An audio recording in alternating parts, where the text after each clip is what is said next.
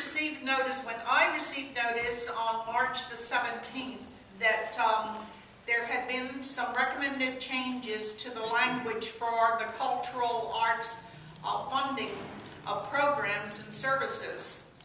And what those proposed changes were from the law department.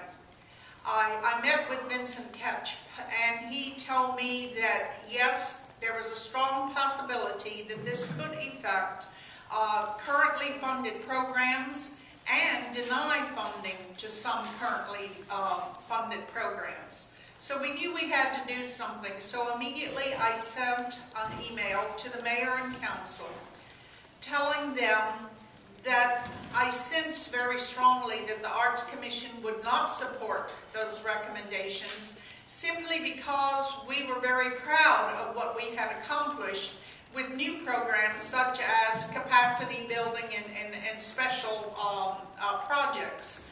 I gave them reminded them a little bit about the history, that it wasn't that many years ago when the arts community was terribly unhappy with the city and with the Arts Commission because they felt that they weren't being listened to. And I told them that I have worked very hard ever since I have been on the commission to try to make those changes. And with Bruce, who has been on the Arts Commission longer than anyone else has ever served, he has really been the backbone to helping me to accomplish those things that we wanted to accomplish. So we set up a fine committee working on the funding guidelines, and we made the changes. We allowed a lot of public input. We heard from many of the local arts organizations and local artists. And we even involved the city council. Those of you may remember that then council member Raul Alvarez and then council member Betty Dunkerley both served on that committee and helped us with the changing of the guidelines. So we liked what we had accomplished. It was working. It was not maybe 100% to the liking of everyone, but it certainly was a vast improvement, and it was something that we were quite proud of. So we did not want that to be jeopardized by these changes that I am being told could affect programs and services that are currently being funded and may even deny funding to some programs and services that are currently being funded. So why take a step backwards? So we recommended to council that they not support those changes. That was in my email to them of March the 17th.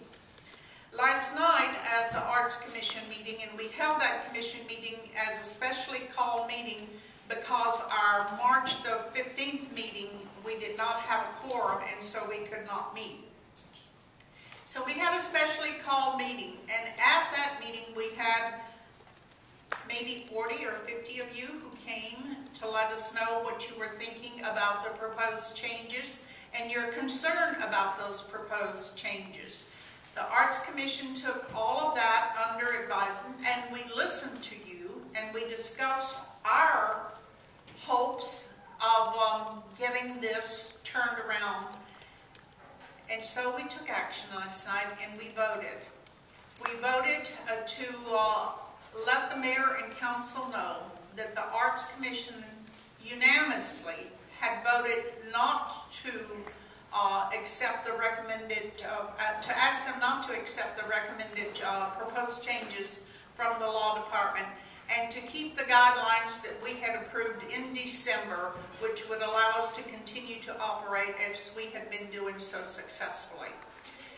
So after that action was taken last night, and because it was unanimous, I then this morning put together a memorandum to mayor and council in the name of all of the arts commissioners, asking them once again to please reject the recommendations from the law department and the changes to the funding guidelines. So that's where we stand now.